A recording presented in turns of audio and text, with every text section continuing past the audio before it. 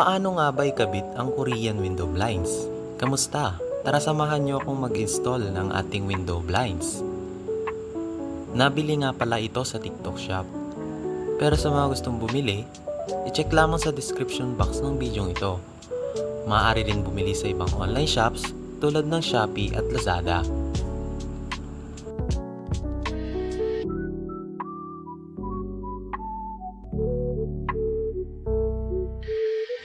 Ang sukat pala ng nabiling window blinds ay may habang 1.2 meters at ang kanyang pinakakortina ay may habang 1.6 meters.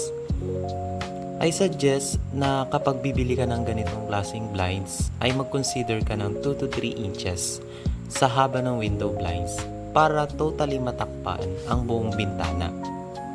Sa ating nabili, sakto lang sa pinakasukat ng bintana na ating pagkakabitan. Kaya mapapansin nyo yan mamaya kapag ikinabit na natin siya. May mga kasama na pala itong dalawang L-shaped wall mount, dalawang C-clamp o flat bracket, screws at tocks. Una, kunin ang L-shaped wall mount bracket at C-clamp. Ang wall mount bracket ay may nakausling hook sa gitna. Ipasok ito sa butas ng C-clamp ng tuwid at itwist ito para mag-lock at magkaroon ng ganitong itsura. Gawin rin ito sa isa pang pares. Yan ang magsisilbing holder ng ating window blinds.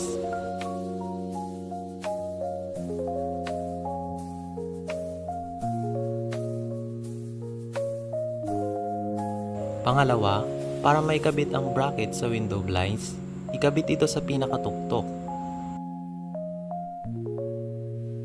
Dapat ang L bracket ay naka-align sa likod ng blinds at hindi sa pinaka-opening ng roller nito sa harap, na siyang lalabasan ng pinakakortina.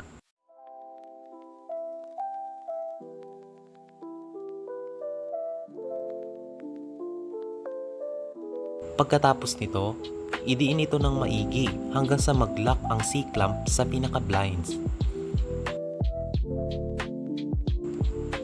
Pangatlo, sinukat ko ang pinakasentro ng bintana. Sa diskarte ko, hindi na ako gumamit ng metro para kunin ang gitnang sukat ng bintana. Ginawa kong basihan ang hati ng dalawang sliding window at yun ang nagsilbi kong reference. Mapapansin yung fit lamang ang haba nito sa pinakabintana. Isa pa sa naging problema na nakita ko ay wala sa hulog ang pader kaya halatang may space.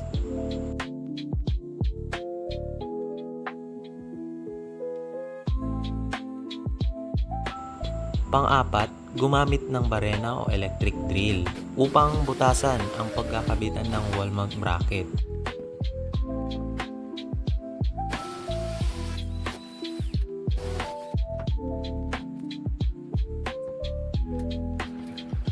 Ilagay ang tocks pagtapos.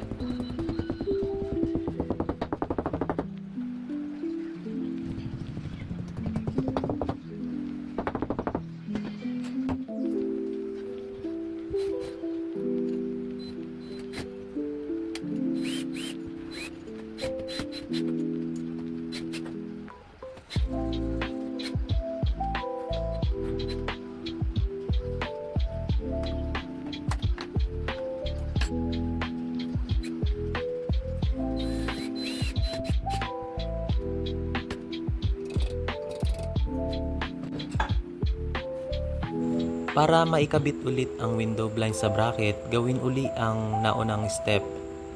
Medyo nahirapan ako niyan kaya natagalan ako sa pagkakabit.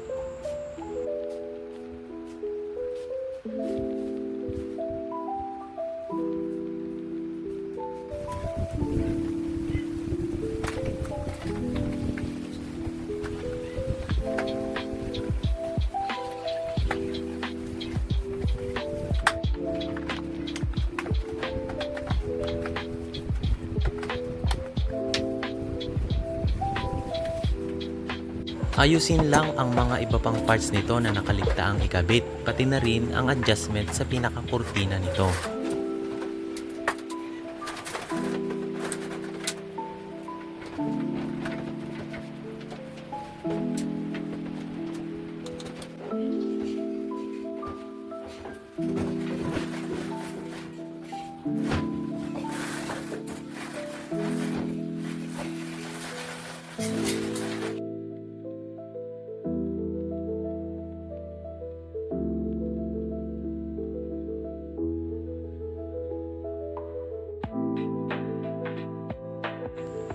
Maraming salamat sa panonood.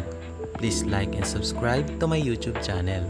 This is your Kuya and thank you for watching.